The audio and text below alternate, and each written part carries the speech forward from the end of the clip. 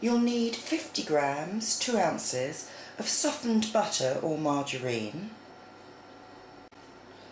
100 grams, 4 ounces of sugar, 2 eggs, 225 grams, 8 ounces of self-raising flour,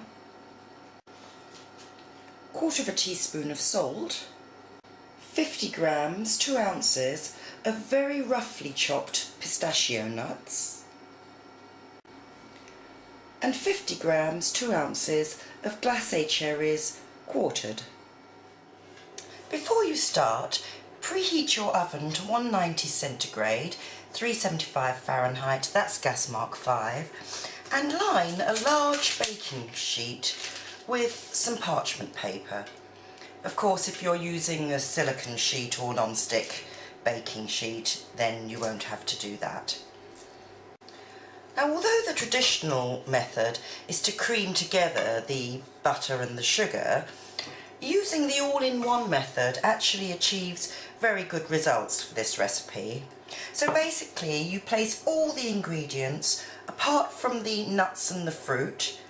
I've already put the salt into the flour, and you just beat it together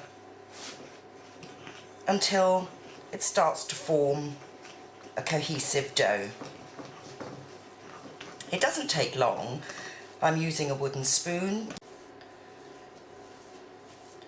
That's taken me a few minutes, and once it's mostly mixed together, you can add the cherries and the nuts, and then just continue to mix it until everything is well incorporated. This will be a very stiff dough, so you do need a little bit of elbow grease to mix it up.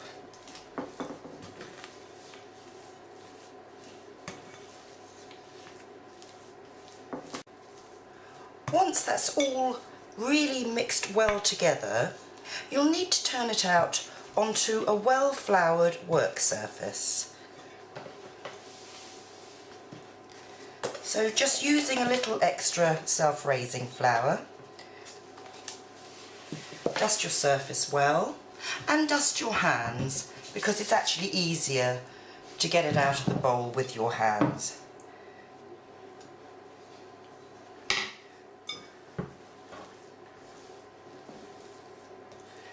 Now I'm only going to take about half the mixture, plop it onto the surface, and start rolling it around in the flour.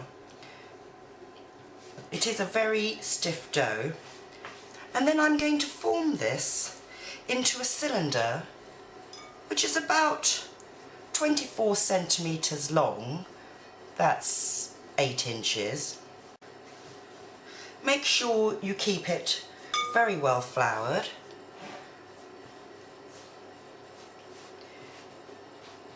And there it is, all done.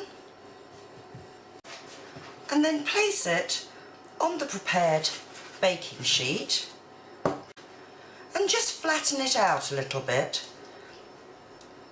so that it's about 2 inches wide and just under 1 inch thick.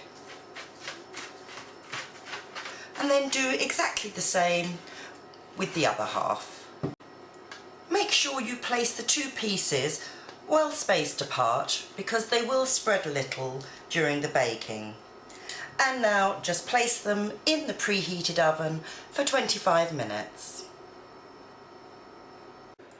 Once the biscotti has been cooking for 25 minutes, remove it from the oven and transfer to a wire rack to cool for just 5 minutes or so. Using a spatula will help so that it doesn't break. And you'll notice that not only is it not very brown, but it's also still quite soft when you touch it. Now that is exactly the way it should be. You don't want it to over brown on the first baking. And once they're cool, we're going to be cutting these into the smaller biscotti and returning them to the oven. Once the biscotti has been cooling for about 5 minutes, turn your oven down to 150 centigrade, 300 Fahrenheit. That's about gas mark 2. And then you're going to cut this large slab of biscotti into the individual biscuits. It's important that you use a knife with a serrated edge, otherwise it won't cut through cleanly. The traditional way is to cut at an angle so you get a longer biscuit, and you're aiming to cut these about 2.5 centimetres, 1 inch thick. So, at an angle, some bits may break off, but don't worry about it. Nothing's perfect in this life. And I'm cutting mine just a little bit less than 2.5 centimetres, 1 inch. Obviously, depending on how thick you cut these, it'll depend on how many biscotti you get at the end of the process. Now you'll notice that the mixture is still quite soft in the centre. That is the way it should be, because these are going to go back into the oven to crisp up. So you'll need to transfer it back to your lined tray. Place them on the tray, cut sides down.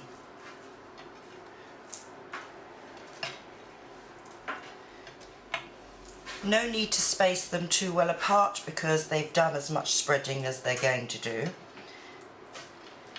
So do that with both of the biscotti